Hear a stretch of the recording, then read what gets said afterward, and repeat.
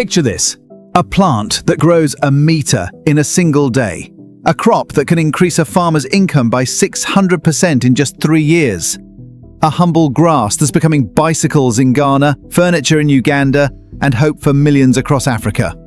Sound impossible? It's happening right now, and it's reshaping an entire continent's future. Good evening. Tonight we bring you a story from across Africa that's quietly transforming the continent's agricultural landscape and challenging long-held assumptions about what constitutes viable farming. From the highlands of Rwanda to the drylands of northern Nigeria, a humble plant is creating what many are calling an economic revolution, one that's putting money directly into the pockets of smallholder farmers while simultaneously addressing some of Africa's most pressing environmental challenges. The plant in question is bamboo, and while it might seem an unlikely candidate for agricultural transformation, the numbers tell a compelling story. In Rwanda's rural cooperatives, farmers report income increases of up to 600% within 3 years of switching from traditional maize cultivation to bamboo farming. In Ghana's Ashanti region, young entrepreneurs are building bicycles, furniture, and even modular homes entirely from bamboo. Meanwhile, in Kenya, exporters are shipping bamboo-derived products to European and Asian markets at prices 30 times higher than raw timber or maize. But this isn't simply another agricultural success story. What's happening across Africa represents a convergence of economic opportunity, environmental necessity, and technological innovation that's creating new possibilities for millions of rural families who have long struggled with declining soil fertility, unpredictable rainfall, and limited market access. The story begins with the plant itself. Bamboo possesses characteristics that make it particularly suited to African conditions. Some species can grow up to 1 meter per day, making it among the fastest growing plants on Earth. Unlike traditional trees, bamboo doesn't require replanting after harvest, regenerating instead from its root system year after year. Perhaps most importantly for Africa's climate challenges, bamboo thrives in degraded soils and drought-prone areas where other crops struggle to survive. Dr. Sarah Muthoni, an agricultural economist at the University of Nairobi, explains the significance of these characteristics. What we're seeing is a crop that can generate 10 to 20 times more income per hectare than traditional staples like maize or cassava, while actually improving the land rather than depleting it. For smallholder farmers dealing with climate change impacts, this represents a fundamental shift in what's possible. The environmental benefits extend far beyond soil improvement. Each hectare of bamboo sequesters approximately 12 tons of carbon annually, significantly more than most tree species. The plant's extensive root system prevents erosion, restores soil fertility, and can even purify groundwater. In a continent losing over 3 million hectares of forest annually to deforestation, bamboo offers a path toward reforestation that doesn't require farmers to sacrifice economic opportunity. In Nigeria's Cross River state, this dual benefit has created unexpected opportunities. More than 2,000 women, many of them widows and single mothers, now earn full-time incomes from bamboo farming and processing. The work ranges from cultivation to crafting finished products like furniture, charcoal briquettes, and construction materials. Amina Hassan, a widow from Cross River State, describes her transformation. "Before bamboo, I struggled to feed my 4 children on what little I could grow on our small plot. Now, I employ 3 other women and my children are all in school. The bamboo keeps growing, keeps producing, and the buyers keep coming." The processing and manufacturing aspects of the bamboo economy are creating particular excitement among policymakers and development experts. Unlike many agricultural products that Africa exports in raw form only to import back as finished goods, bamboo's versatility allows for significant value addition at the local level. In Uganda, a youth cooperative has developed expertise in creating everything from musical instruments to high-end furniture, providing employment for former street children and school dropouts. The group's leader, 24-year-old James Makassa, explains their approach. We learned that exporting raw bamboo poles brings very little money, but when we make a dining table or a bicycle frame, we can earn 50 times more from the same amount of bamboo. The skill development takes time, but the market rewards quality craftsmanship.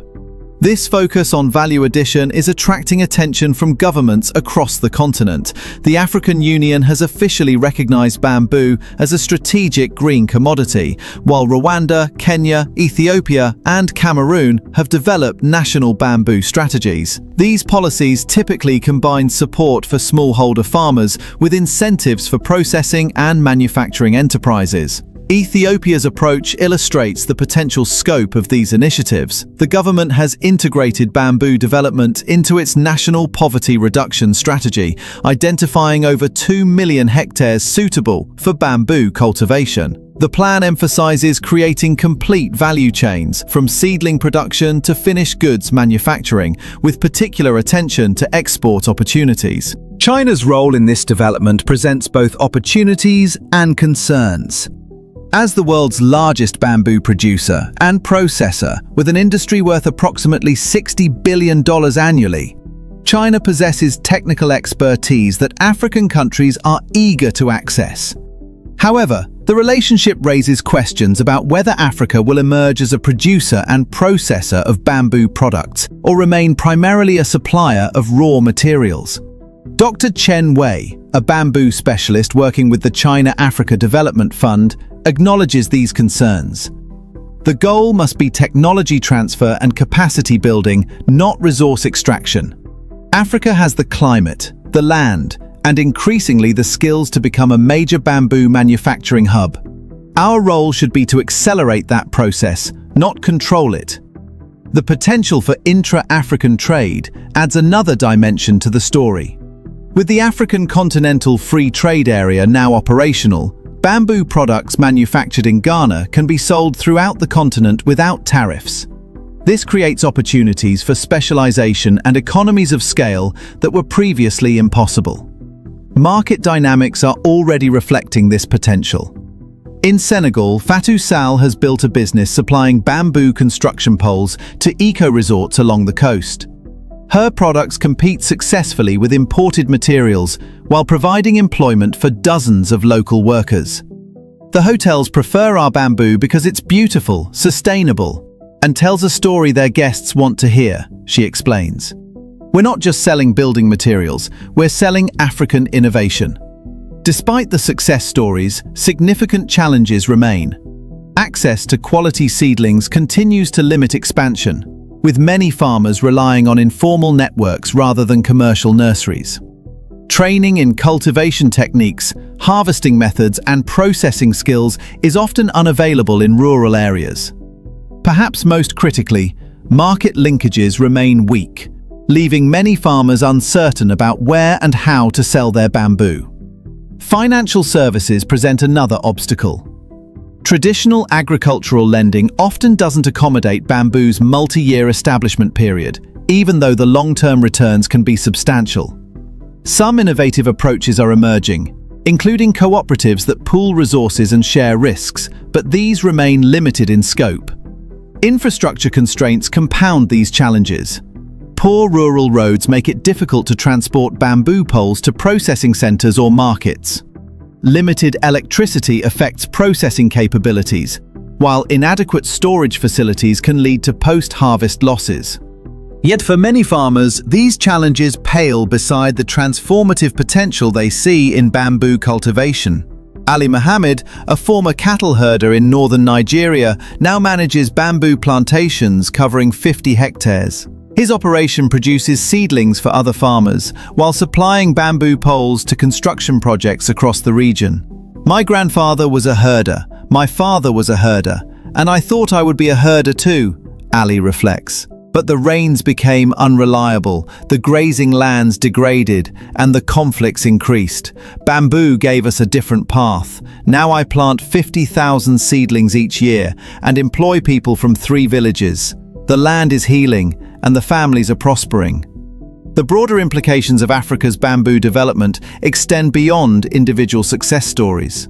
As global demand for sustainable materials increases, driven by climate concerns and circular economy principles, bamboo-producing regions are positioned to benefit from premium markets. European manufacturers are increasingly seeking bamboo alternatives to plastic and steel, while Asian markets continue expanding.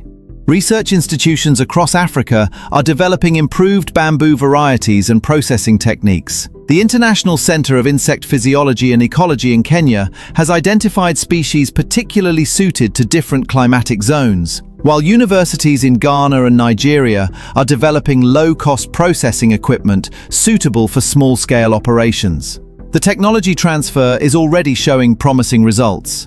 In Rwanda, local innovators have adapted Chinese bamboo processing machines to work with available electricity infrastructure, creating employment while reducing equipment costs. Similar adaptations are occurring across the continent as African engineers and entrepreneurs find ways to make bamboo processing more accessible to small-scale operations. Training programs are multiplying as well. In Cameroon, former timber workers are learning bamboo cultivation and processing techniques, providing a sustainable alternative as logging becomes increasingly restricted. These programs often emphasize both technical skills and business development, recognizing that successful bamboo enterprises require more than just agricultural knowledge. The story of Africa's bamboo revolution is ultimately about more than agricultural diversification or environmental restoration. It represents a broader shift toward economic models that work with Africa's natural advantages rather than against them. In a continent where 70% of the population still depends on agriculture for their livelihoods, innovations that increase farmer incomes while protecting the environment offer hope for sustainable development that doesn't require choosing between prosperity and planetary health. As night falls across the continent, millions of bamboo plants continue their remarkable growth, adding centimeters of height in the darkness, preparing for another day of photosynthesis and carbon sequestration. For the farmers who have planted them, each day of growth represents not just environmental healing, but economic opportunity taking root in African soil.